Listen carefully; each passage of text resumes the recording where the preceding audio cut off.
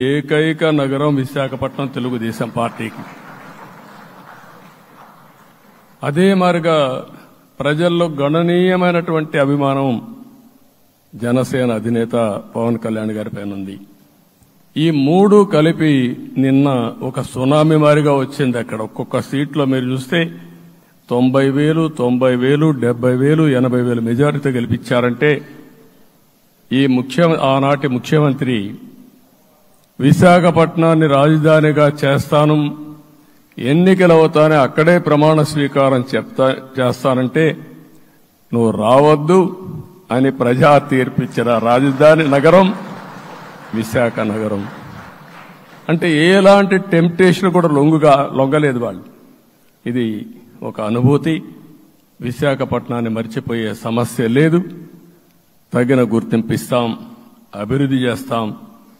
ఇంకొక పక్క కర్నూలుని కూడా ఇదే మారిగా చెప్పి కర్నూలుని జ్యుడిషియల్ క్యాపిటల్గా చేస్తామని కడాన ఏమీ చేయకుండా వదిలిపెట్టినటువంటి వ్యక్తి.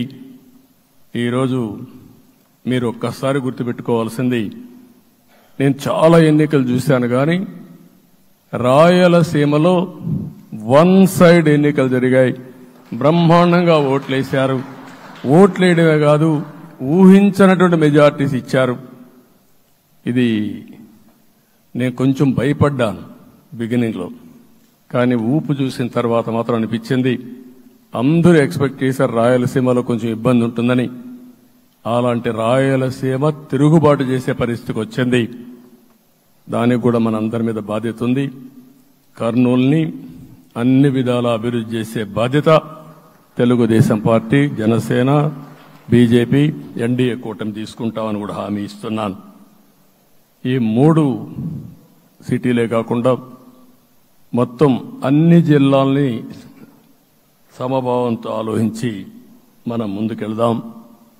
ఇంకొక పక్క మనలో ఏ కోశాన కూడా అహంకారం ఉండకూడదు, అరాచకం అనేది ఎక్కడా కనిపించకూడదు. ఈ రాష్ట్రంలో అశాంతికి చోటు అనేది లేకుండా ముందుకు పోవాల్సిన అవసరం ఉంది.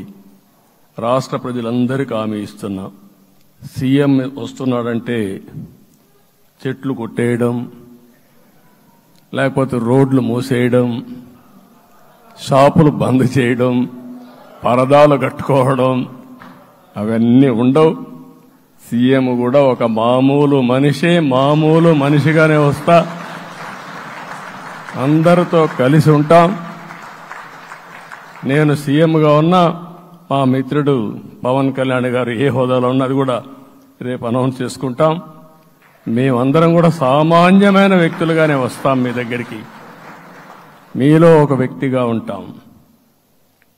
మాకు హోదా సేవ కోసరం తప్ప పెత్తనం కోసరం కాదు.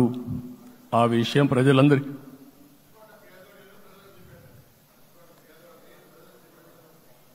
అవన్నీ చేస్తాం. ఇంకొక పక్కన నిన్న మొన్న నేను వస్తానంటా ఉంటే వాళ్ళకు కూడా తెలుసు కాబట్టి ఎన్డీఏ అభ్యర్థిగా అంటే శాసనసభ నాయకుడిగా ఎన్నుకుంటారనే ఉద్దేశంతో, ముఖ్యమంత్రి అవుతాను ఉద్దేశంతో రోడ్లన్నీ కూడా నిలిపేస్తాను. నేను ఒకటే చెప్పాను, మేము వచ్చినప్పుడు ఒక్క నిమిషం ఒక సిగ్నల్కి ఇంకొక సిగ్నల్కి కొద్దిగా గ్యాప్ పెట్టుకోండి. అవసరమైతే ఒక 5 నిమిషాలు లేట్ అయినా మాకు పర్వాలేదు, కానీ ప్రజలు ఎవ్వరికీ ఇన్కన్వీనియన్స్ కలగకూడదని చాలా స్పష్టంగా ఆదేశాలు ఇచ్చాం. కాబట్టి అవన్నీ మనం చేద్దాం. ఇంకొక పక్కన దాడులు చేసి బాధితులపైనే కేసులు పెట్టే పరిస్థితి ఉండదు ఈ రోజు నుంచి. అది కూడా మనం చూశాం. ఏ ఒక్కరి ఆత్మగౌరవానికి భంగం కలగదు.